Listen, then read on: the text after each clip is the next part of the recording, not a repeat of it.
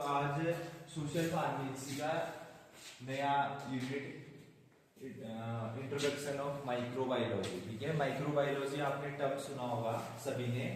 ठीक है, माइक्रोबायोलॉजी क्या होता है, ठीक है, और माइक्रोबायोलॉजी से रिलेटेड हम सोशल फार्मेसी में क्या हमारे इसमें रोल है। ठीक है, एज अ फार्मासिस्ट आप क्या मतलब इंफॉर्मेशन नॉलेज अपने पेशेंट को प्रोवाइड कर सकते हैं, ये सब को रिलेट करके हम माइक्रोबायोलॉजी स्टार्ट करेंगे। ठीक है, तो बेसिकली बच्चों देखो, जैसे आपने इसमें देख रहे हैं लाइन की माइक्रोबायोलॉजी का मतलब है जिसमें हम माइक्रोब्स की, माइक्रो ऑर्गेनिज्म की स्टडी करते हैं। ठीक है, माइक्रोबायोलॉजी एक आपका इंडिविजुअल सब्जेक्ट होता है, लेकिन यहाँ पे कोई सोशल फार्मेसी के अंदर डाला गया है। ठीक है, तो इसको मतलब ये बहुत ही इंपॉर्टेंट पार्ट है आपका सोशल फार्मेसी का। तो ठीक है, शुरू करते हैं। What is microbiology?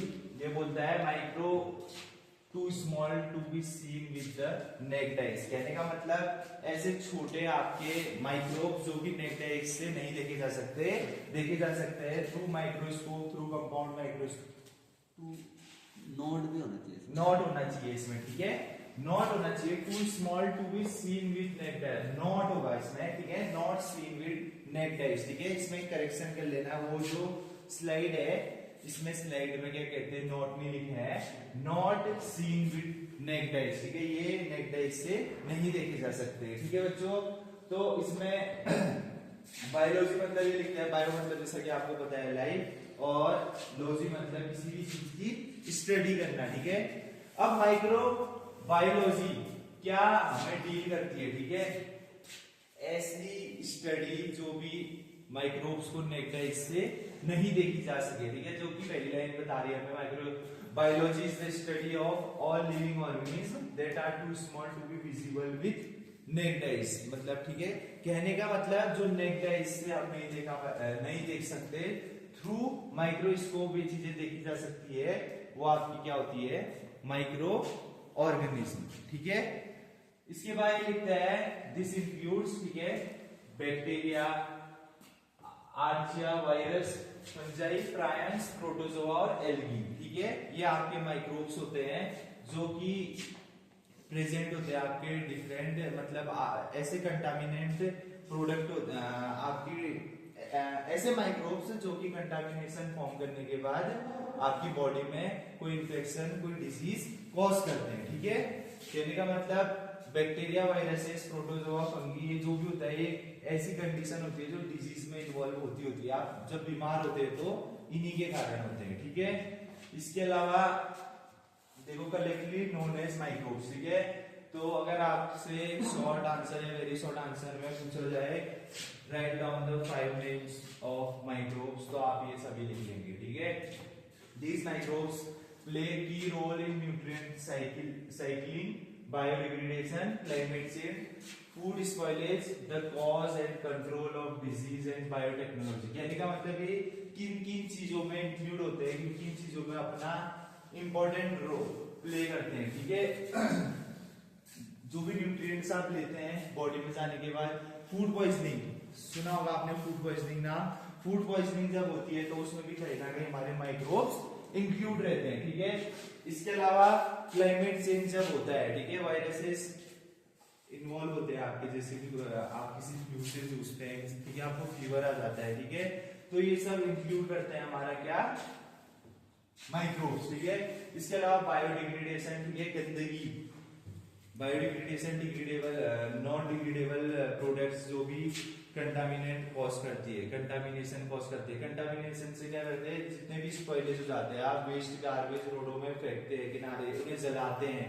ठीक है, तो ये एज अ पॉल्यूशन, मतलब जब पॉल्यूशन क्रिएट होता है तो कहीं ना कहीं आपकी हेल्थ इशू को बढ़ाने में मदद करता है, आपको बीमार करने में मदद करता है, आपके आप बीमार हो सकते हैं। ठीक है, तो ठीक है, इसमें जो पॉइंट ऊपर मिसिंग था वो ये तीसरा वाला पॉइंट है, they can only seen by the help of microscope और कंपाउंड माइक्रोस्कोप। ठीक है, ये आपकी नेक्ड आइज से नहीं देखे जा सकते, थ्रू माइक्रोस्कोपी हम इन्हें देख सकते हैं, ठीक है। इसके अलावा micro organism is found everywhere in nature like soil, water, air. ये जैसा आप जानते हैं, नई चीज नहीं है बताने का कि माइक्रोब्स आपके माइक्रो ऑर्गेनिज्म या माइक्रोब्स, ठीक है। अभी भी आप यहाँ पे गए तो एयर में भी कहीं ना कहीं माइक्रोब्स है, ठीक है। डस्ट में, सॉइल में, इन सब चीजों में माइक्रो ऑर्गेनिज्म है, तभी तो आप हाथ धो के खाना खाते हैं, ठीक है। कि कोई माइक्रोब्स आपके खाने के साथ इन्फेक्ट ना कर ले जब आपकी बॉडी में इंटर करे, ठीक है। साइज इसका लेस देन 0.1 mm बताया गया है, ठीक है। उससे भी छोटे छोटे होते हैं ये। Many microorganisms live in our body. They are normally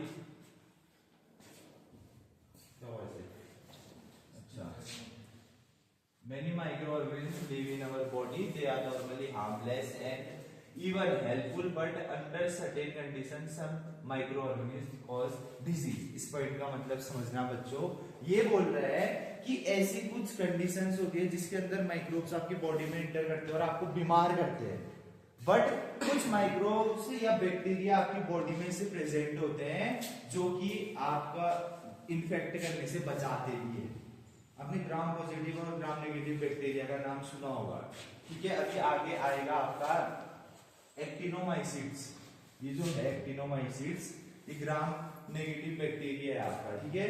तो कहने का मतलब ये आपकी बॉडी में जब भी आप मान लीजिए ऐसे जंक फूड खाते हैं, ठीक है, तो उनको आपकी बॉडी में मतलब डिजीज होने से बचाते हैं। कहने का मतलब समझिए मेरी कि जो बॉडी में आपका जंक फूड है या कोई ऐसा स्पॉइलेज खा रहे हैं, खराब खाना खा रहे हैं, ठीक है, तो उनको मिटाने के लिए आपके पेट में कहते हैं ना कि क्या कहते हैं वो, इसकी बोल रहे हैं दिमाग की, जब आप क्या कहते हैं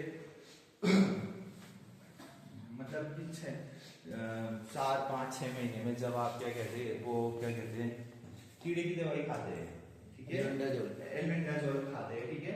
उससे पहले तक जो आपकी कंडीशन होती है वो कंडीशन ऐसी होती है कि जितने भी बैक्टीरिया आपके स्टोमक में प्रेजेंट है, ठीक है, आपकी बॉडी में प्रेजेंट है, वो कहीं ना कहीं आपको उस डिजीज से बचा रहे हैं, ठीक है। जब उनकी संख्या ज्यादा हो जा रही है कहीं ना कहीं वो आपको इफेक्ट करना शुरू कर दे रहे हैं, ठीक है। ग्राम पॉजिटिव बैक्टीरिया या वायरसेस को इंटर हो जा रहा है, ठीक है, प्रोटोजोआ कोई इन्फेक्शन हो जा रहा है आपको, ठीक है। डीवार्मिंग इसको कहते हैं, बहुत बढ़िया ये टर्म मेरे से इसकी बोला था। उस कंडीशन में बॉडी से आपका कहने का मतलब जो जंक फूड है या ऐसे स्पॉइलेज जो पेट के अंदर पहले से प्रेजेंट है उनको नष्ट करने का ये काम करते हैं, ठीक है। कहने का मतलब कि कुछ बैक्टीरिया आपकी बॉडी को हार्म नहीं पहुंचाते हैं और कुछ हार्म पहुंचाते हैं।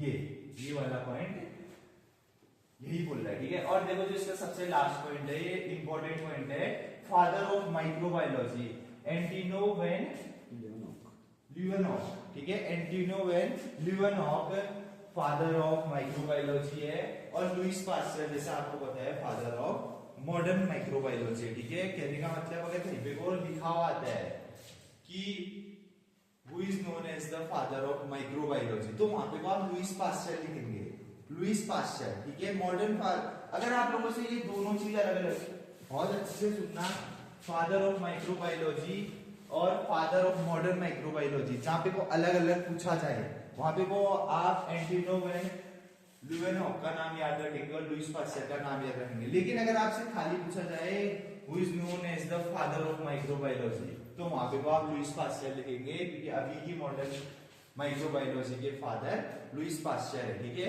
कहने मतलब अभी अगर आप गूगल करके भी देखेंगे उसमें डालेंगे तो लुईस पास्चर इसका आंसर आएगा, ठीक है। अगर चीजें अलग अलग आपसे पूछी जाए कि फादर ऑफ माइक्रोबायोलॉजी और फादर ऑफ मॉडर्न माइक्रोबायोलॉजी, तो आप अलग अलग इंक्लूड करेंगे, एंटिनो वेन ल्यूवेनॉक को तब इंक्लूड करेंगे। अगर सिंपल आपसे फादर ऑफ माइक्रोबायोलॉजी पूछी जाए तो आप इंक्लूड करेंगे लुईस पास्चर को, ठीक है। चलो इसके अलावा अभी आगे बोल रहा है कि microbiology deal with the form, structure, reproduction, physiology, metabolism and classification of micro organism. कहने का मतलब हर एक इंडिविजुअल चीज में बॉडी की जितनी भी एक्टिविटीज आपकी हो रही है, ठीक है, मेटाबॉलिज्म हो रहा है, एक्सक्रीशन हो रहा है, ठीक है, इसके अलावा फिजियोलॉजी है, रिप्रोडक्शन स्ट्रक्चर, बॉडी फॉर्म हो रही है, तो कहीं ना कहीं माइक्रोब्स इसमें इंक्लूड है। क्या क्या इसका फॉर्मेशन हो सकता है, ठीक है। The study of their distribution in nature. Microbes आपके जैसे gram positive gram negative bacteria है, तो कहीं ना कहीं ये डिफरेंट तरीके से इंक्लूड हो रहे हैं और हार्म हो जा रहे हैं आपकी बॉडी को, ठीक है। Their relationship to each other and other living organism, इनका हर एक लिविंग ऑर्गेनिज्म में अपना अलग रोल है, ठीक है, ठीक है। हमने माइक्रोबायोलॉजी डील्स विद किस किस चीज में डील करती है, ठीक है बच्चों। तो the form, structure, reproduction, physiology, metabolism and classification of micro organism, ठीक है।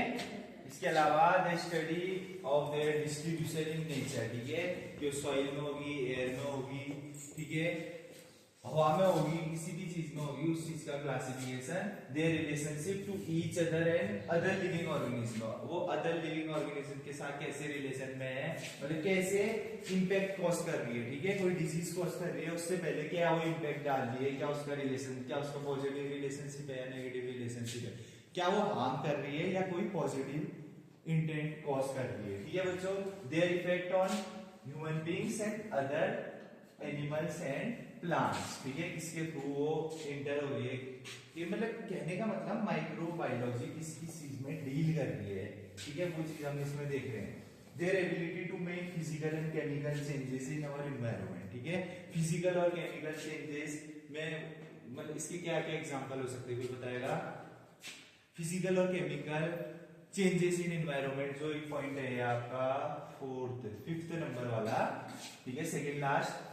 Their abilities to make physical and chemical changes in our environment.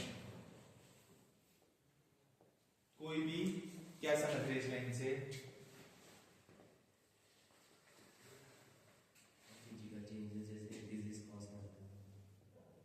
हाँ हो सकता है डिजीज कॉज कर रहा है, आप डिजीज कॉज, हाँ ठीक है एक बार बोलो। और केमिकल चेंज,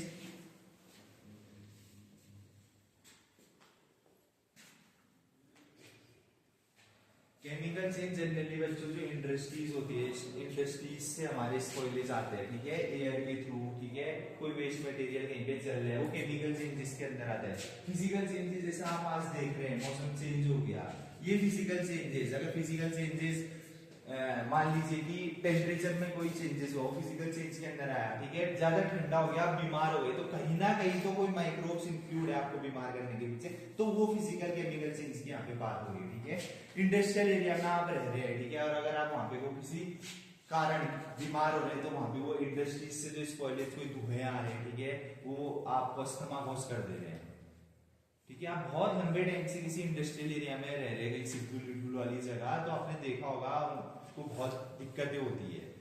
इंडस्ट्रियल एरिया में कोई भी इतने जल्दी मतलब इंफ्रास्ट्रक्चर नहीं बिल्ड करता है, नहीं डिजाइन करता है। सितारगंज जो इंडस्ट्रियल एरिया, उसके अगल बगल आप देखेंगे कॉलोनी ही नहीं कटी है, जो है भी वो मतलब ऐसी पड़ी है, वो इसी कारण, ठीक है, अपने मतलब फिजिकल मतलब स्वास्थ्य को लेकर, हेल्थ को लेकर, ठीक है, तो वो फिजिकल केमिकल की ये बात हो रही है, ठीक है। Their reaction to physical and chemical agent, ठीक है, वो फिजिकल और केमिकल एजेंट से कैसे रिएक्ट कर रहे हैं, ठीक है, वो केमिकल के साथ रिएक्ट कर रहे हैं, तभी तो हम को हार्म कॉज कर रहे हैं, कहने का मतलब ये, ठीक है।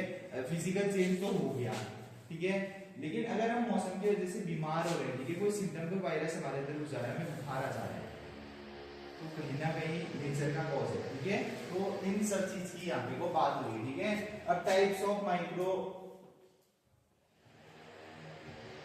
ऑर्गेनिज्म की यहाँ पे को बात करते हैं, ठीक है। बैक्टीरिया, फंजाई, एक्टिनोमाइसिट्स, मायोसाइट्स या एक्टिनोमाइसाइट्स कहते हैं इसे, ये आपके ग्राम नेगेटिव बैक्टीरिया के अंदर का क्लासिफिकेशन है। एल्गी, प्रोटोजोआ, निमाटोड्स, हेमिड्स, ठीक है, एक टाइप का आपका वायरस है ये, और एंड वायरसेस, ठीक है। इसके अलावा दे कैन बी सेलुलर और एसेलुलर, ठीक है, कहने का मतलब सिंगल सेलुलर, जैसे आपने unicellular, multi cellular, prokaryotes, eukaryotes ये सब कर रखा है, ऐसे ये डिवीजन होता है इसका, किसका, वायरसेस का, ठीक है। दे कैन बी सेलुलर और एसेलुलर, ठीक है। Cellular they can be divided as unicellular और multi cellular and prokaryotes and eukaryotes, ठीक है। जिसके भी बात कर गया है कि आपके ये चीजें अभी नीचे आने वाली है आपकी, ठीक है। They can be divided as या तो यूनिसेलुलर होगा या तो मल्टीसेलुलर होगा, आइदर ये प्रोकैरियोट्स होंगे आइदर ये यूकैरियोट्स होंगे, ठीक है। कहने का मतलब आपको ये जो माइक्रो ऑर्गेनिज्म है इनका नाम याद रखना है, ठीक है। अब ऐसी कुछ ब्रांचेस होती है जिसमें हम माइक्रोब्स की स्टडी करते हैं, ठीक है। जैसे बैक्टीरिया की स्टडी को क्या बोलते हैं, बैक्टीरियोलॉजी, ठीक है। Mycology, psychology, virology, protozoology, nematology, ठीक है। ये सब आपकी डिफरेंट माइक्रोब्स की स्टडी के नाम है, ठीक है। बेसिक माइक्रोबायोलॉजी के अंदर ये सब चीजें आ जाएगी, ठीक है। मायोसाइट्स, माइकोलॉजी, ठीक है। साइकोलॉजी, चलो ये बताएंगे। वायरोलॉजी, वायरसेस की स्टडी, प्रोटोजोआ की स्टडी, प्रोटोजोलॉजी, निमेटोलॉजी, ठीक है। निमेटोड्स या निमेटोसाइट्स की स्टडी, ठीक है। ये भी आपके एक टाइप के वायरसेस है, ठीक है। अब दो टाइप की आपकी माइक्रोबायोलॉजी में क्लासिफाइड करी गई है, ध्यान देना पड़ेगा, शॉर्ट आंसर में पूछा जाएगा, ठीक है। वेरी शॉर्ट आंसर में ये पूछा जाएगा, ठीक है। अगर मॉडर्न माइक्रोबायोलॉजी और माइक्रोबायोलॉजी अलग से पूछा गया तो आपको लिवेनॉव का नाम याद रखना पड़ेगा, और वरना काम चल जाएगा लुईस पास्चर का, ठीक है। वरना लिवेनॉव का नाम याद रखना, ठीक है। इसके अलावा हमने देखा कि किस किस चीज में डील करती है, ठीक है। हमने देखा कि स्ट्रक्चर कैसे फॉर्म होता है, रिप्रोडक्शन, फिजियोलॉजी, मेटाबॉलिज्म, ये सब चीजें, ठीक है। इसके अलावा माइक्रोबायोलॉजी का डिस्ट्रीब्यूशन कैसे होता है, मतलब डिस्ट्रीब्यूशन में वो पार्टिसिपेट करती है क्या कुणाल। इसके अलावा केमिकल फिजिकल चेंजेस में कैसे ये अगर होता है, ठीक है। ये चीजें हमने अभी तक देखी, ठीक है। इसके अलावा types of micro organism, fungi, protozoa, bacteria, viruses, ठीक है। और निमेटोइड्स या निमेटोसाइट्स, ठीक है। वायरसेस, हेलमिथ्स आपका टाइप्स ऑफ वायरसेस होता है, ठीक है। और एक्टिनोमाइसाइट्स, ये आपका ग्राम नेगेटिव बैक्टीरिया होता है, ठीक है। इसके अलावा वायरसेस आइदर भी ये सेलुलर और सेलुलर, ये अभी हम देख कर आए, ठीक है। और इसके अलावा ये यूनिसेलुलर हो सकता है, मल्टी सेलुलर हो सकता है। इनकी कैटेगरीज किस बेस पे होती है, प्रोकैरियोट्स हो सकते हैं या यूकैरियोट्स हो सकते हैं, ठीक है बच्चों। इसके अलावा अब माइक्रोबायोलॉजी किन किन पार्ट्स में बांटी गई है, क्या स्टडी हम करते हैं, ठीक है। सबसे पहले बेसिक माइक्रोबायोलॉजी जो हमने देखा, बैक्टीरियोलॉजी, ठीक है। Mycology, physiology, psychology, virology, protozoology, nematology, ठीक है। स्टडी ऑफ डिफरेंट माइक्रोब्स हमने इसमें देखा। इसके अलावा इसका जो सेकंड सब पार्ट होता है वो होता है एप्लाइड माइक्रोबायोलॉजी, ठीक है। एप्लाइड माइक्रोबायोलॉजी, ठीक है, जिसके अंदर सबसे पहले हम देखते हैं एग्रीकल्चर माइक्रोबायोलॉजी, ठीक है। एग्रीकल्चर माइक्रोबायोलॉजी सबसे पहला पॉइंट आ जाएगा एप्लाइड माइक्रोबायोलॉजी के ऊपर, ठीक है। ये हमें डील करता है सुनना, खाली सुनना, जो पॉइंट समझ में आए वही लिखना, ठीक है। It is the study of relationship of micro organism and crops on the control of plant disease and improvement of yield. कहने का मतलब बच्चों, जो आपकी फर्टिलाइजेशन के टाइम पे जब क्रॉप्स का फर्टिलाइजेशन होता है, ठीक है, हम खेती बाड़ी करते हैं तो इंसेक्ट उनको खराब कर देते हैं, ठीक है। डिफरेंट टाइप के इंसेक्ट आपके लिए जो चीजें खराब करते हैं, तो कहीं ना कहीं अगर हम वो ग्रेन्स लेते हैं, कोई भी हम ऐसा पदार्थ लेते हैं, ठीक है, तो वो कहीं ना कहीं आपका डिजीज कॉज करने में, माइक्रोब्स उसमें उत्पन्न होने में वो कहीं ना कहीं इन्वॉल्व रहते हैं, तभी इसको नाम दिया गया है एग्रीकल्चर माइक्रोबायोलॉजी, ठीक है। ये लिखता है relationship with microbes and crops, ठीक है। क्रॉप्स के साथ माइक्रो ऑर्गेनिज्म का रिलेशन जो कंट्रोल करती है प्लांट डिजीज, ठीक है।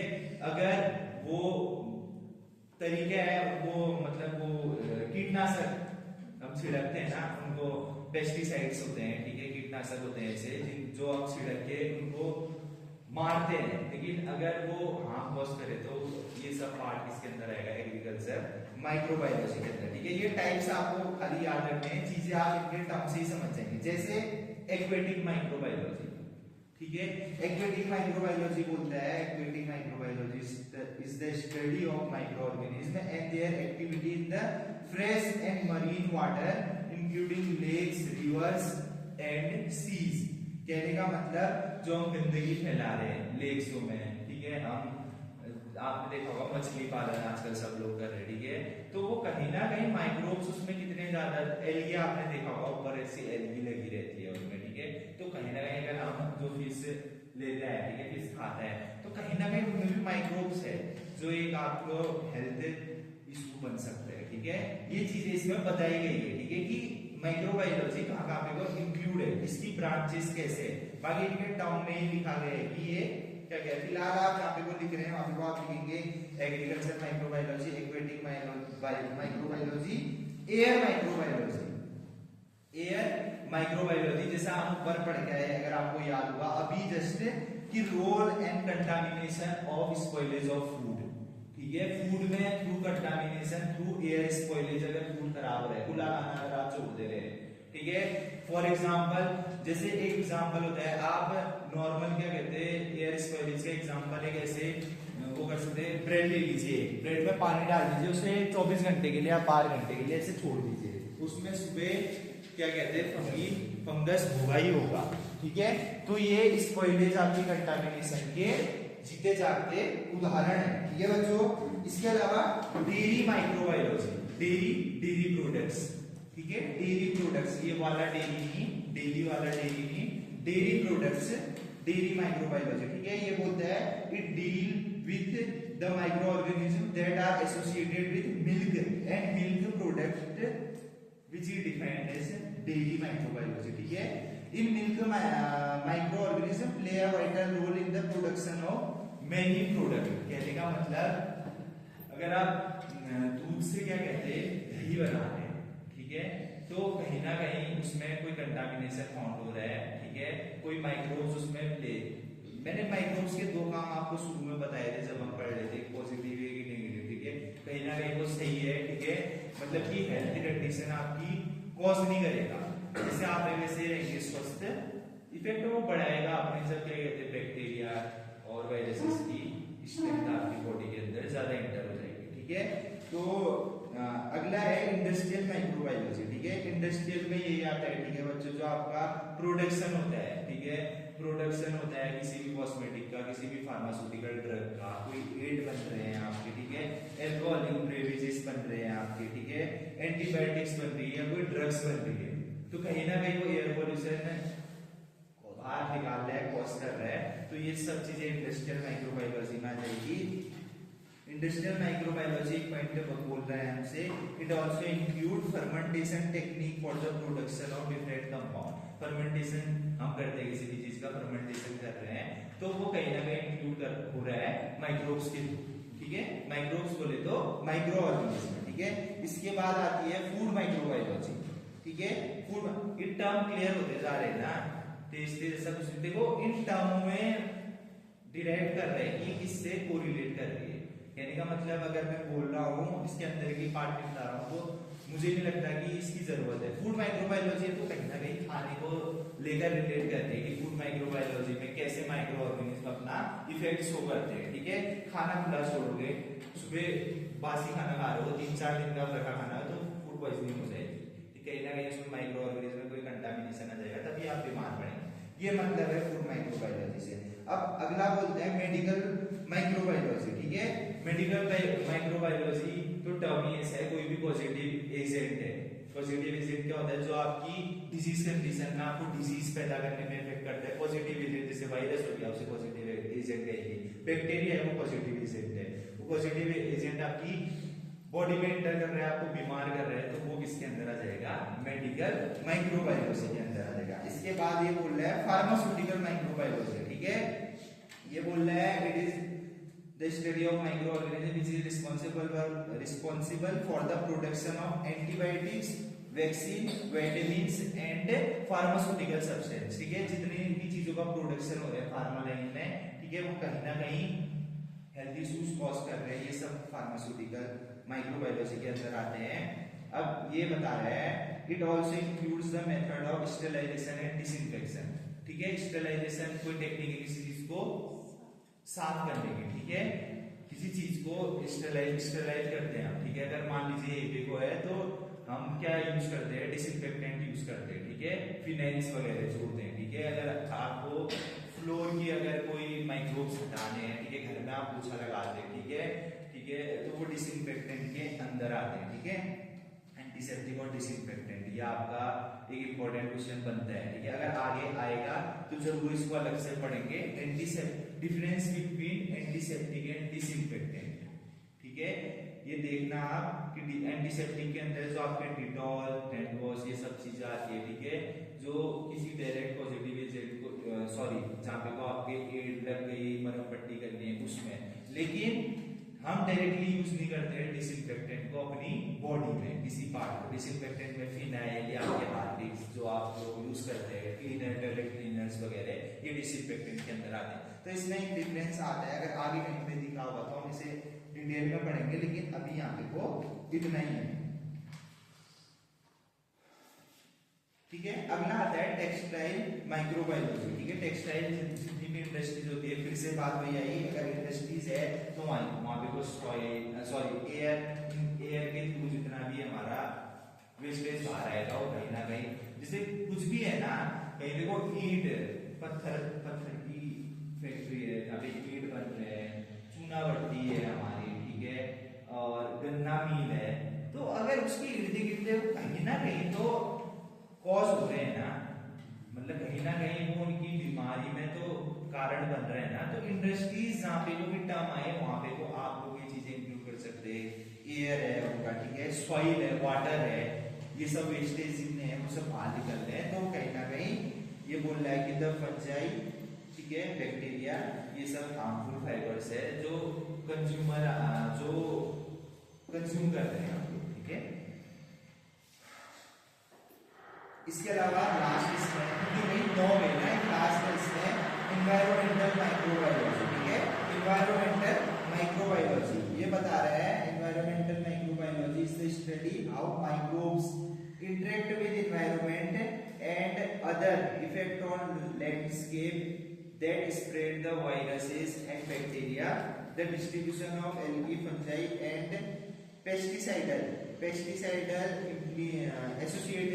associated implication for human health and environment। कहने का मतलब कि इसमें हमारा एनवायरनमेंट के अंदर क्या क्या चीज इंक्लूड हो रही है जो हमें हार्म पहुंचा रही है। एनवायरनमेंट के अंदर तो वायरसेस, बैक्टीरिया ये सभी होते हैं, ठीक है।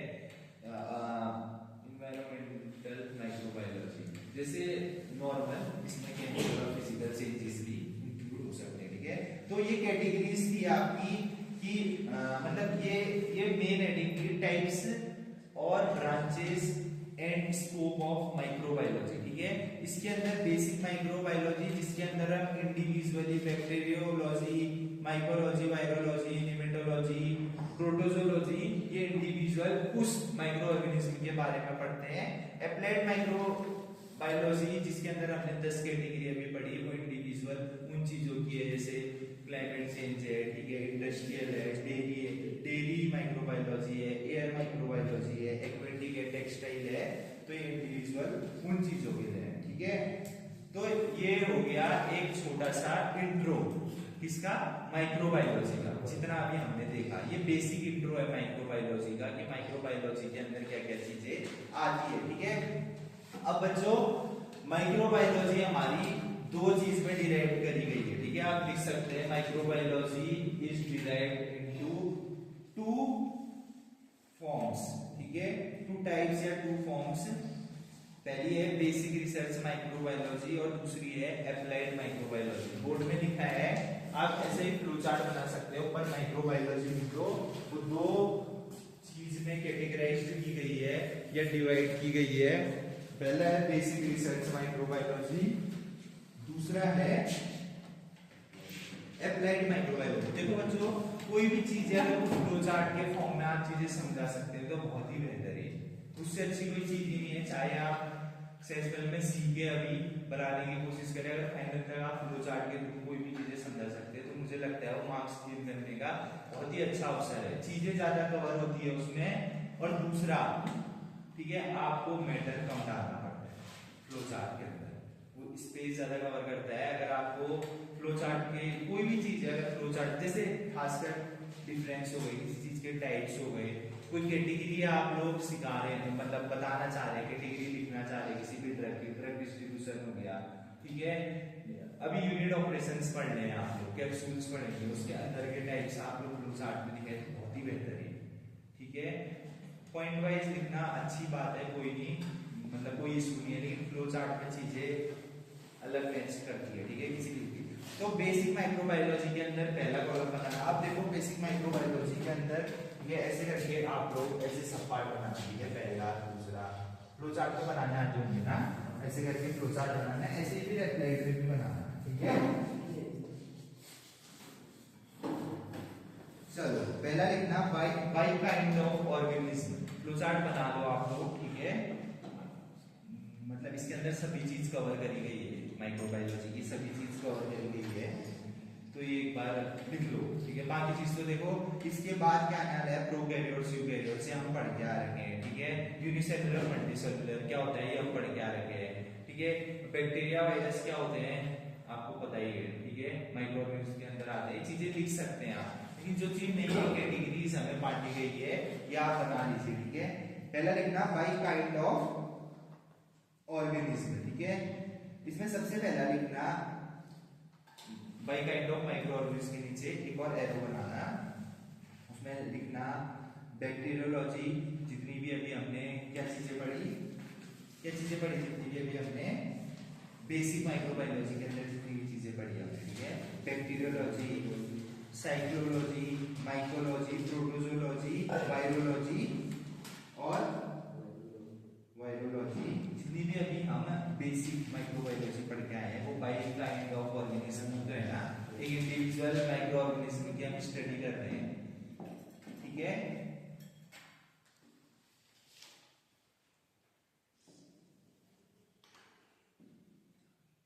सेकंड लिखना, ठीक है, इसलिए नीचे सेकंड लिखना, यहाँ पे वो पहला दूसरा तीसरा चौथा ऐसे करके लिखना, ठीक है। इसलिए नीचे सब कैटेगराइज करना होगा तो मैं आपको बता दूंगा। दूसरा लिखना माइक्रोबियल टेक्सोनॉमी, माइक्रोबियल टेक्सोनॉमी, ठीक है। टेक्सोनॉमिकल स्ट्रक्चर, अल्फाबेटिकल स्ट्रक्चर, ये आप चीजें पढ़ के आए हैं, तो माइक्रोब्स भी हमारे टेक्सोनॉमिकल तरीके से डिराइव करे गए हैं, कैटेगराइज करे गए हैं, ठीक है। सेकंड, थर्ड लिखना बाय प्रोसेस, थर्ड लिखना बाय प्रोसेस, बाय प्रोसेस, ठीक है। उसके नीचे लिखना बाय प्रोसेस के अंदर लिखना किन किन प्रोसेस से डिराइव करी गई है बेसिक माइक्रोबायोलॉजी। पहले लिखना माइक्रोबियल मेटाबॉलिज्म, पहला लिखना माइक्रोबियल मेटाबॉलिज्म, दूसरा लिखना माइक्रोबियल जेनेटिक्स, ठीक है, माइक्रोबियल जेनेटिक्स,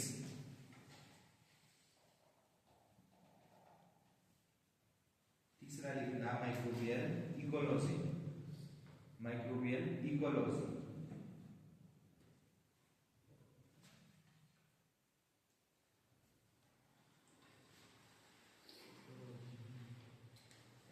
फोर्थ लिखना in relation to disease, in relation to disease, in relation to disease, इसमें लिखना immunology, immunology, IMMUNOLOGY, immunology,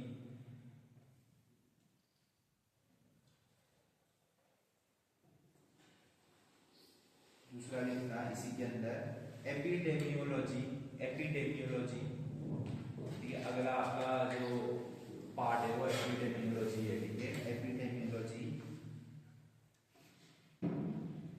last लिखना एटियोलॉजी, एटियोलॉजी, ETIOLOGY, एटियोलॉजी, ठीक है। इन रिलेशन टू डिजीज, क्या क्या चीजें इसमें डिराइव करती है हमारी इम्यूनोलॉजी, एपिडेमियोलॉजी और एटियोलॉजी, ठीक है। अब एप्लाइड माइक्रोबायोलॉजी में आ जाइए आप, एप्लाइड माइक्रोबायोलॉजी में, ठीक है। पहला लिखना disease related, disease related, disease related, ठीक है। ऐसी कौन सी कंडीशन सहायता करती है, ठीक है। पहला लिखना है इन्फेक्शन कंट्रोल, पहला लिखना है इसमें इन्फेक्शन कंट्रोल, दूसरा लिखना है कीमोथेरेपी, दूसरा लिखना कीमोथेरेपी। पहले हुई डिजीज रिलेटेड, दूसरा लिखना अब इन्वायरमेंटल माइक्रोबायोलॉजी, दूसरा लिखना बच्चों इन्वायरमेंटल माइक्रोबायोलॉजी, इन्वायरमेंटल माइक्रोबायोलॉजी। और थर्ड लिखना है इंडस्ट्रियल, ठीक है, इंडस्ट्रियल। अब इसके अंदर क्या क्या आएंगे चीजें हम अभी पढ़ के आए हैं अप्लाइड माइक्रोबायोलॉजी में। अभी हमने 10 चीजें पढ़ी है अप्लाइड माइक्रोबायोलॉजी में, ठीक है। उसमें से चीजें लिख दो, पहला लिख लो फार्मास्यूटिकल माइक्रोबायोलॉजी, पहला लिख दो फार्मास्यूटिकल माइक्रोबायोलॉजी, दूसरा लिख दो फूड एंड बेवरेजेस टेक्नोलॉजी, ठीक है, जो कि हम फूड माइक्रोबायोलॉजी, ठीक है, टेक्सटाइल माइक्रोबायोलॉजी, इन्वायरमेंटल माइक्रोबायोलॉजी के अंदर पढ़ गए। पहला आपने लिखा फार्मास्यूटिकल माइक्रोबायोलॉजी, दूसरा लिखना फूड एंड बेवरेजेस टेक्नोलॉजी, और थर्ड लिखना जेनेटिक इंजीनियरिंग, जेनेटिक इंजीनियरिंग, ठीक है। ये भी पार्ट है आपका इंडस्ट्रियल माइक्रोबायोलॉजी का, ठीक है। तो ये आपकी माइक्रोबायोलॉजी किन किन टर्म में डिवाइड करी गई है, बेसिक और अप्लाइड, ठीक है। काइंड ऑफ ऑर्गेनिज्म जो हम इंडिविजुअली माइक्रो ऑर्गेनिज्म को पढ़ेंगे फिर से, ठीक है। बैक्टीरियोलॉजी, ठीक है, बाय प्रोसेस, ठीक है, कि वो मेटाबॉलिज्म से बढ़ेगा, सॉरी मेटाबॉलिज्म से होगा, जेनेटिक्स से होगा, ठीक है।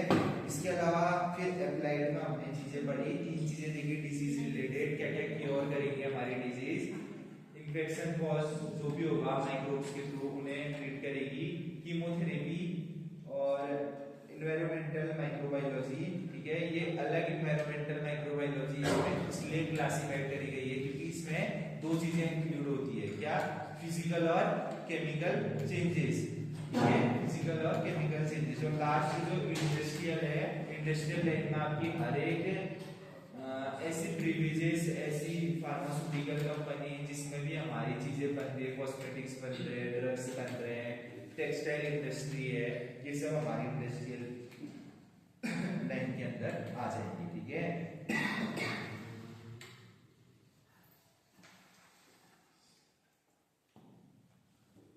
ठीक है बच्चों, अब फिर से इसमें एक चीज आ रही है, इसको डिस्कस करते हैं, क्योंकि ये चीज हम एनाटॉमी फिजियोलॉजी में पढ़ के आए, लेकिन अब है तो हमें चीजें दोबारा से देखनी पड़ेगी, मतलब पता तो चले ना कि हमें लिखना क्या है, कि पढ़ाई नहीं करके आप लोग छोड़ भी देते हैं चीजें, ठीक है। तो ये बोलता है कि कॉमन लिखना है, हेडिंग डालना कॉमन माइक्रो ऑर्गेनिज्म और माइक्रोब्स इन माइक्रोबायोलॉजी। थोड़ा सा टर्म समझ के लिखना, ठीक है, और चीजें अगर समझ में नहीं आई तो एक बार पूछ जरूर लेना, ठीक है। आप बसंत नहीं है तो आप लोग क्रॉस क्वेश्चन नहीं कर रहे हैं, ठीक है। तो लेकिन चीजें ये हम पढ़ के आए हैं, फिर मैं बताऊंगा क्या चीजें हैं जो हम पढ़ के आए हैं, ठीक है, और क्या क्या चीजें हमें इसमें नहीं देखनी है वो चीजें मैं लिखवा दूंगा। प्रोकैरियोट्स, यूकैरियोट्स, ये फिर से आएगा, यूनिसेलुलर, मल्टीसेलुलर, ये फिर से आएगा, ठीक है।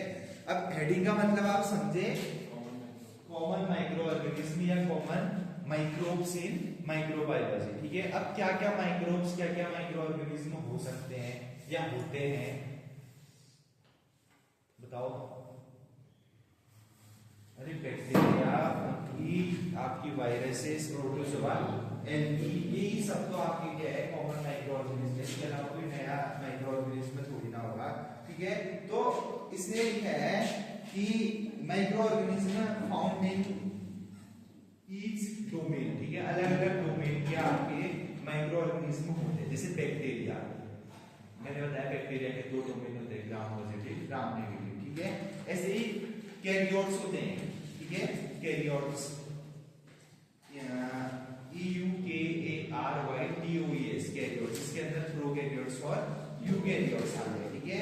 ऐसे ही हमारे क्या होते हैं आपके, लिखना, चलो लिख लो, ठीक है, लिख लो ये चीज, माइक्रो ऑर्गेनिज्म, जहाँ पे माइक्रो ऑर्गेनिज्म आ रहा है पूरा लिख लो, माइक्रो ऑर्गेनिज्म अच्छी बात, वरना माइक्रोब्स लिख लीजिए, दोनों को एक ही करना। Micro organism found in each domain of life, पहला लिखना बैक्टीरिया,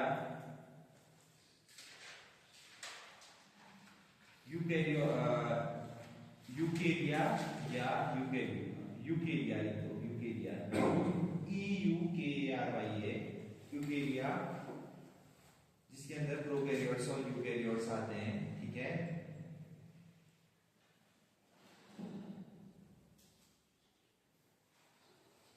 एंड आर्किया आर्चिया या आर्किया जो भी आप लोग बोलते हैं, ARCHAEA आर्किया, ठीक है। A type of microbes which doesn't consist nucleus, ठीक है। इसमें न्यूक्लियस नहीं पाया जाता है, ठीक है। जिसमें न्यूक्लियस नहीं पाया जाता है वो क्या होते हैं, प्रोकैरियोट्स होते हैं या प्रोकैरियोटिक सेल होते हैं, ठीक है। और जिसमें न्यूक्लियस पाया जाता है वो यूकैरियोटिक होते हैं, ठीक है। अब ये अभी मैं बोल रहा, देखो ये चीजें लिखने की जरूरत नहीं है, मतलब पता होनी चाहिए आपको, अगर लिखना है लिख लेना। ये लिख रहा है bacteria and archaea all are prokaryotes, ठीक है। कहने का मतलब लैक ऑफ न्यूक्लियस। फिर लिख रहा है माइक्रोब्स कंसिस्ट ऑफ यूकेरिया, कहने का मतलब जो यूकेरियोट्स होते हैं उसमें न्यूक्लियस पाया जाता है। ये अगली लाइन है, ठीक है। लिखना तो लिख लीजिए, वरना आपको कोई चीजें पता होनी चाहिए, ठीक है। अब some microorganisms such as viruses do not fall within any three domain। Virus का अपना अलग डोमेन है, ठीक है। कहने का मतलब वो इजीली किसी डोमेन में आता नहीं, मतलब उनका कोई डोमेन होता नहीं, ठीक है। Virus doesn't contain any domain, ठीक है। Viruses doesn't carry any domain, virus का कोई अपना डोमेन नहीं होता है, वायरसेस का कोई अपना डोमेन नहीं होता है, ठीक है। ऐसा सिंगल माइक्रोब ऑर्गेनिज्म या माइक्रोब्स जिसका कोई डोमेन नहीं होता है, ठीक है।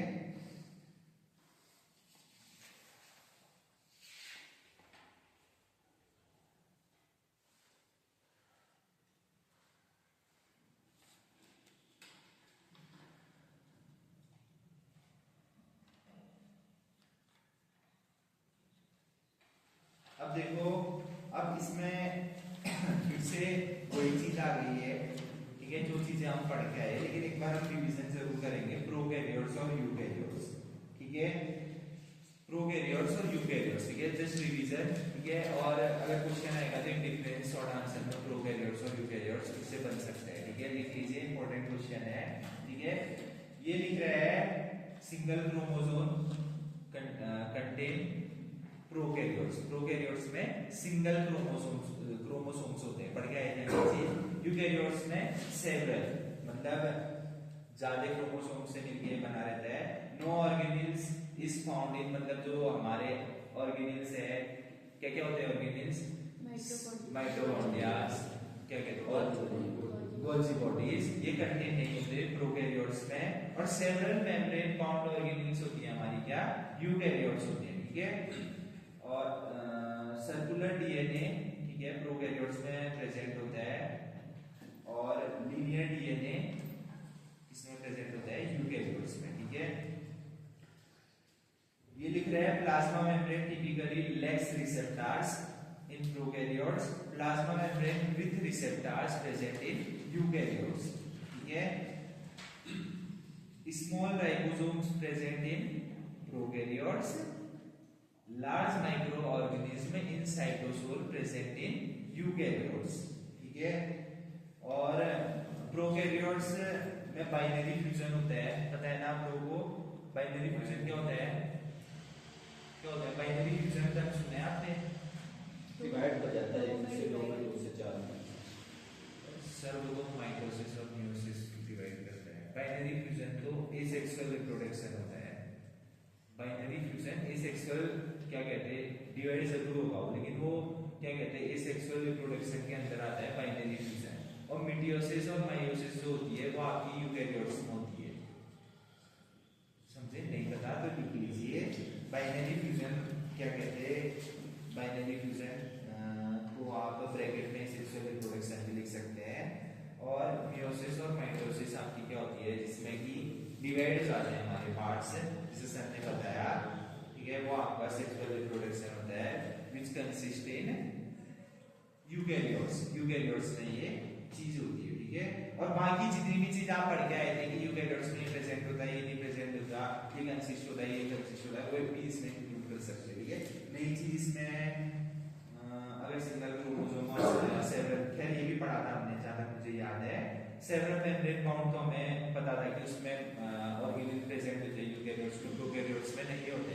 अगर बाइनरी फ्यूजन और मियोसिस माइटोसिस का नहीं पता तो ये इसमें इंक्लूड कर सकते हैं। बाइनरी फ्यूजन प्रोकैरियोट्स में होता है और मियोसिस और माइटोसिस आपका यूकेरियोट्स में होता है, ठीक है बच्चों। अब देखो, अब जो सबसे मेन हेडिंग आती है प्रोकैरियोटिक माइक्रो ऑर्गेनिज्म, ठीक है। प्रोकैरियोटिक माइक्रो ऑर्गेनिज्म, ठीक है। एक बार जल्दी जल्दी ब्रीफ में इसका देख लेते हैं, ठीक है। चीजें मैं स्लाइड आपसे शेयर कर दूंगा, तो थोड़ा थोड़ा हेडिंग लिख लेना, फिर मैं आपको बता दूंगा कि मतलब इस यूनिट से या इस चैप्टर से क्वेश्चन किस तरीके से पूछे जा सकते हैं। अब ये भी इंपॉर्टेंट पार्ट है, इसको भी स्टार मार्क कर लीजिए आप लोग, ठीक है। अभी तक आपने क्या पढ़ा, मेरी बात एक बार फिर से ध्यान से सुनो। आपने बेसिक इंट्रोडक्शन ऑफ माइक्रोबायोलॉजी पढ़ा कि माइक्रोबायोलॉजी में हम चीजें क्या क्या पढ़ते हैं, ठीक है। कौन कौन सी ऐसी ब्रांचेस है जिसको हमने नॉर्मल में रखा है और कौन सी माइक्रोबायोलॉजी को एप्लाइड माइक्रोबायोलॉजी में लिखा है। फिर हमने इसका सब फ्लो चार्ट में चीजें देखी कि कैसे कैटेगराइज करी गई है बेसिक रिसर्च माइक्रोबायोलॉजी में और एप्लाइड माइक्रोबायोलॉजी में। इसके बाद हमने देखा कि कौन कौन से माइक्रो ऑर्गेनिज्म होते हैं एक्चुअली, किन किन डोमेनों में बांटे गए। बैक्टीरिया में बांटा गया है, ठीक है। प्रोटोजोअल बांटा गया है, यूकेरियोटिक में, कैरियोटिक में बांटा गया है, जिसमें प्रोकैरियोटिक यूकेरियोटिक आ जाते हैं, ठीक है। इसके अलावा थर्ड वन क्या था, आर्चिया या आर्किया, जिसे हम बोलते हैं अ टाइप ऑफ माइक्रोब्स, ठीक है। अब जो सबसे इंपॉर्टेंट पार्ट है आपका कि प्रोकैरियोटिक माइक्रो ऑर्गेनिज्म के अंदर क्या आते हैं, हेडिंग डालिए प्रोकैरियोटिक माइक्रो ऑर्गेनिज्म, ठीक है। हेडिंग डालिए प्रोकैरियोटिक माइक्रो ऑर्गेनिज्म।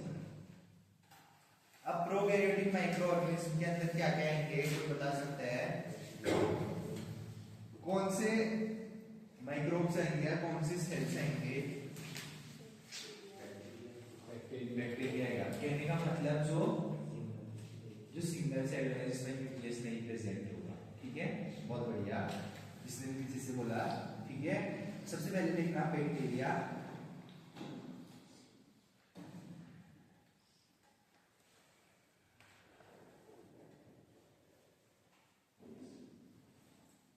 अब देखो चीजें बस मैं एक बार बता दे रहा हूँ, ठीक है। ये चीजें आप खुद से लिख के आएंगे, ठीक है। अब बैक्टीरिया क्या होता है, क्या होता है? डिजीज कॉज करता है, ठीक है। बहुत बढ़िया। इसके अलावा ऐसा माइक्रो, देखो एक बार सुन लेना, ठीक है। लाइन सुन लेना, जो सब मतलब अभी मत लिखना, ठीक है, क्योंकि फिर अभी चीजें इतनी है, फिर ये चीजें ऐसी रह जाएंगी यार। मतलब ये लिखने वाला पार्ट है तो आप लोग लिख सकते हो, ठीक है। ये लिख रहा है bacteria are generally micro organism which are nearly habitat on earth including within और humans। humans में पाए जाते हैं, बैक्टीरिया कॉज होती है, या कोई बैक्टीरियोसाइडल अगर इफेक्ट आपकी बॉडी में चला जाता है तो ये डिजीज कॉज करता है, ऐसा ये बताना चाह रहे हैं, ठीक है। मोस्ट बैक्टीरिया आर हार्मलेस और हेल्पफुल, ठीक है। ये टर्म क्यों आया, जैसे हमने बात करी थी सर अभी, हार्मफुल और हेल्पफुल, ठीक है। हेल्पफुल कब होंगे, जब ये कोई भी आपकी ऐसी बॉडी में रिएजेंट है जिन्हें बॉडी से बाहर फेंकना है, जैसे पॉजिटिव एजेंट नहीं घुस पा रहे, मतलब जहां पे कोई जरूरत है ग्राम पॉजिटिव बैक्टीरिया की आपकी बॉडी में जरूरत है, मतलब जो जंक फूड को डिस्ट्रक्ट कर रहे हैं, डिस्ट्रक्शन जो टर्म होता है, मतलब हटा रहे हैं आपकी बॉडी से, वहां कहीं ना कहीं माइक्रो ऑर्गेनिज्म का तो रोल है, आप अपने हाथ से थोड़ी ना हटाएंगे उसको, ठीक है। तो वहां पे वो हेल्पफुल इन नेचर, पर जहां पे वो डिजीज कॉज कर रहे हैं वहां पे वो harmful in nature, but some are pathogens. ये बोल रहा है but are some are pathogens. Pathogens क्या होते हैं, पॉजिटिव एजेंट होते हैं पैथोजेंस, ठीक है। वो पॉजिटिव एजेंट जो डिजीज कॉज करते हैं उसे हम कहते हैं पैथोजेंस, ठीक है। Causing disease in human and other animals, ऐसा ये बोल रहा है, ठीक है। अब ये जैसा आप लोगों ने मुझे बताया, या आपको पता होना चाहिए, bacteria are prokaryotes because their genetic material, genetic material क्या होता है, DNA is enclosed to true nucleus, ठीक है। उसके ट्रू न्यूक्लियस को इनक्लोज नहीं करता है या उसमें प्रेजेंट नहीं होते हैं न्यूक्लियस, तो वो प्रोकैरियोट्स होते हैं, ठीक है। ऐसे ही इसके दो तीन टर्म्स हैं नीचे को कि कॉमन से कॉकस कॉकस होता है ना, स्फेरिकल शेप का होता है वो बैक्टीरिया, कॉकस आपने पढ़ा होगा, बेसिलस पढ़ा होगा, ठीक है, रॉड शेप का होता है। इसके शेप की बात करिए कि कैसे कैसे शेप के बैक्टीरिया होते हैं, मैं स्लाइड शेयर कर दूंगा तो वो स्लाइड आप लोग लिख लेना, ठीक है। अब ये बोल रहा है some bacteria are photosynthetic which is known as cyanobacteria. Cyanobacteria आपने सुना होगा, क्राइनोबैक्टीरिया, ठीक है, तो उसे क्राइनोबैक्टीरिया कहते हैं which is either organic or inorganic in environment, ठीक है।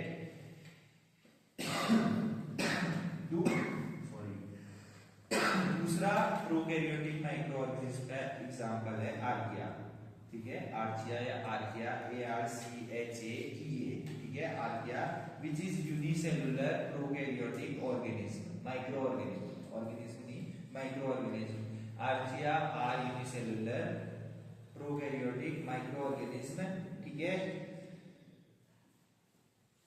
They have significant difference in their genetic, metabolic pathway and composition of cell wall in membrane, ठीक है। कहने का मतलब इनका अपना ही पाथवे होता है, डिफरेंट मेटाबॉलिक एक्टिविटी होती है। अब ये बात बिल्कुल सिमिलर है किसके बैक्टीरिया की, लेकिन ये बता रहा है कि इसमें डिफरेंट पाथवे होते हैं। अब जैसे जितने माइक्रो ऑर्गेनिज्म है उनके कहीं ना कहीं जेनेटिक भी अलग होंगे, उनकी मेटाबॉलिक एक्टिविटी भी अलग होंगी, उनके पाथवे भी अलग होंगे, वो कैसे इंटर हो रहे हैं वो पाथवे होता है, कैसे वो इंटर हो रहे हैं, सॉरी, वो पाथवे होता है, उनके जेनेटिक अलग होंगे और उनका कंपोजिशन, जिस कंपोजिशन से वो डिजीज कॉज कर रहे हैं वो चीजें अलग होंगी हर इंडिविजुअल माइक्रो ऑर्गेनिज्म की या माइक्रोब्स की, ठीक है।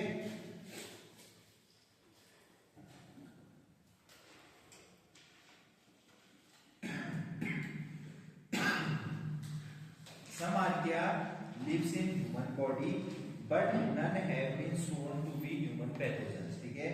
ये बोल रहा है कि आर्किया हमारे बॉडी में प्रेजेंट होते हैं, बट ये रेयरली कॉज करते हैं पैथोजन। कहने का मतलब यही वो हमारे माइक्रोब्स है जो क्या क्या होते हैं, हेल्पफुल इन नेचर होते हैं, ठीक है।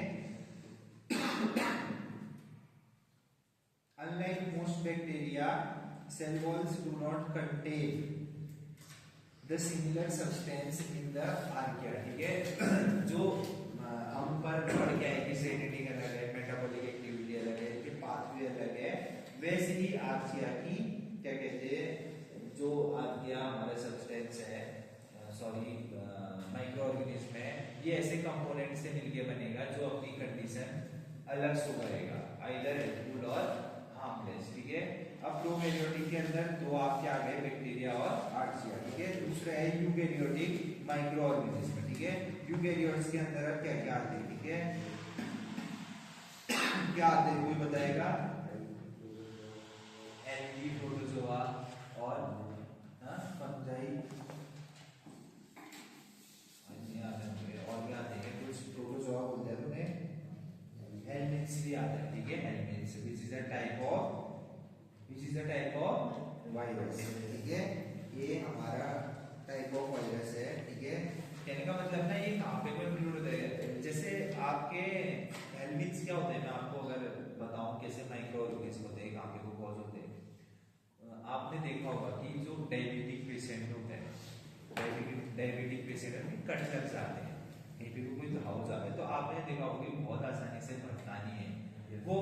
अगर मान लीजिए उनको कहीं पे को घोल हो रहा है, मान लीजिए मेरा हाथ है, ठीक है, डायबिटिक पेशेंट है, वो और नैरो होते जाता है, मतलब और साफ होते जाता है, वो भरता नहीं है इतनी आसानी से, मतलब कि उसे भरना बहुत मुश्किल होता है, तो वहां पे वो हेलमिन्थ्स पाए जाते हैं, जो हेलमिन्थ्स होते हैं वो वहां पे वो जनरली पाए जाते हैं, और वही इन्वॉल्व होते हैं उस घाव को इजीली नहीं भरने देने के लिए। जो हेलमिन्थ्स मैं बता रहा हूँ, जिसकी मैं बात कर रहा हूँ, वही इन्वॉल्व होते हैं उस घाव को इजीली नहीं भरने देने के लिए, ठीक है। जैसे डायबिटिक पेशेंट है, उसका कहीं पे कट गया, जैसे नॉर्मल हमारा कट जाता है तो दो चार दिन में ठीक होने लगते हैं, लेकिन उनकी कंडीशन बिल्कुल अलग होती है, वो घाव या फैलता जाता है, या अगर उनके कहीं पे कोई छेद हो गया है तो वो और ज्यादा डीप होता जाता है, ठीक है, डीप मतलब कि अंदर वो घुसता जाता है, और वो किस कारण घुसता है, वो हेलमिन्थ्स उसमें डीप होते हैं, होने और नुकसान पहुंचाते हैं, माइक्रोब्स उसमें इंटर हो जाते हैं और उसको छेद को और बड़ा बड़ा करते जाते हैं। जनरली आज जो मेरे को उसका इजी एग्जांपल पता है, और जगह भी इंक्लूड होते हैं, ठीक है। पहला हो गया एल्गी। एल्गी हो गया सबसे पहला लिखना है यूकेरियोटिक माइक्रो ऑर्गेनिज्म में एल्गी। ये आइदर यूनिसेलुलर होते हैं और मल्टीसेलुलर होते हैं, और आपका न्यूक्लियस पे प्रेजेंट होगा ही अगर ये यूकेरियोटिक है। इसके बारे में कुछ लाइनें हैं, ये आप लिख लेना, ठीक है। एल्गी क्या होता है, क्या इसका शेप होता है, और कैसा है नेचर होता है, कैसे इन्वॉल्व होता है किसी भी डिजीज कंडीशन, ठीक है। मैं बता दूंगा क्या क्या चीजें लिखनी है। प्रोटोजोआ, ठीक है। प्रोटोजोआ भी आपका प्रोटोजोलॉजी जो हम ब्रांचेस ऑफ माइक्रोबायोलॉजी भी पढ़ के आए थे। प्रोटोजोआ एयर लाइक स्ट्रक्चर होता है इसका, ठीक है। एयर लाइक स्ट्रक्चर होता है, सेल मेम्ब्रेन और साइटोप्लाज्म प्रेजेंट होता है, ऐसा ही लिख रहे हैं। न्यूक्लियस इसमें प्रेजेंट होता है।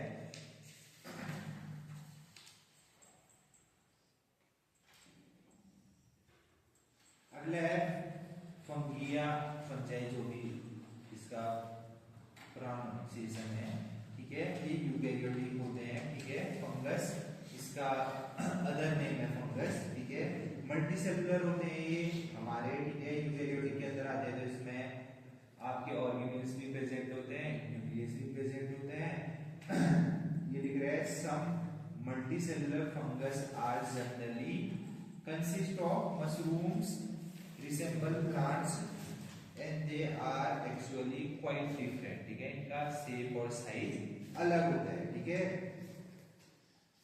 फंगस आर नॉट फोटोसिंथेटिक, ठीक है। मशरूम में फोटोसिंथेसिस की प्रोसेस नहीं होता है, ठीक है। पता होगा आपको ये चीज, क्योंकि वो ग्रीन इन कलर में होता है। जो भी प्लांट पेड़ पौधे आपको दिखे जो ग्रीन इन कलर के है तो उसमें फोटोसिंथेटिक रिएक्शन नहीं होगी, ठीक है। फोटोसिंथेसिस आप लोग पढ़ के आए हैं। तो ये एक लाइन इसमें इंक्लूड कर रहा है कि फंगस आर नॉट फोटोसिंथेटिक, ठीक है। देखो इसमें ना बहुत ब्रॉड तरीके से चीजें लिखी गई है, मेरी बात समझो। मतलब अगर इसमें 4 लाइन लिखी गई है, वो 4 लाइन हमें क्या बता रही है, मैं पढ़ के बता रहा हूँ, ठीक है। अब यूनिसेलुलर है, यूकेरियोटिक है, कॉजेटिव एजेंट कॉज करता है, यूकेरियोट्स है, और इसमें सेल मेम्ब्रेन, अरे हमें पता है ना ये चीज, यूकेरियोट्स है तो उसमें डिफरेंट ऑर्गेनेल्स भी प्रेजेंट है, न्यूक्लियस भी प्रेजेंट है। तो ये चीज बार बार इसमें दी गई है। एक जो अलग चीज इसमें दी गई है, यीस्ट इन्फेक्शन ही कॉज करता है, यीस्ट इन्फेक्शन ही कॉज करता है हमारा क्या, फंगस, ठीक है। Yeast YEAST yeast infection fungus cause करता है, पता ही होगा आपको, ठीक है। अगर आप वो जो ब्रेड की अभी अपने बात की, जो आप भीगा ब्रेड अगर उसमें फंगस लग जाए वो खा लेंगे तो वो यीस्ट इन्फेक्शन कॉज करेगा आपको, ठीक है। हाँ लिखा है ना ये सम यीस्ट। अब देखो वही एग्जांपल है, सम यीस्ट, अब लिखना मत, सम यीस्ट है बेनिफिशियल यूजेस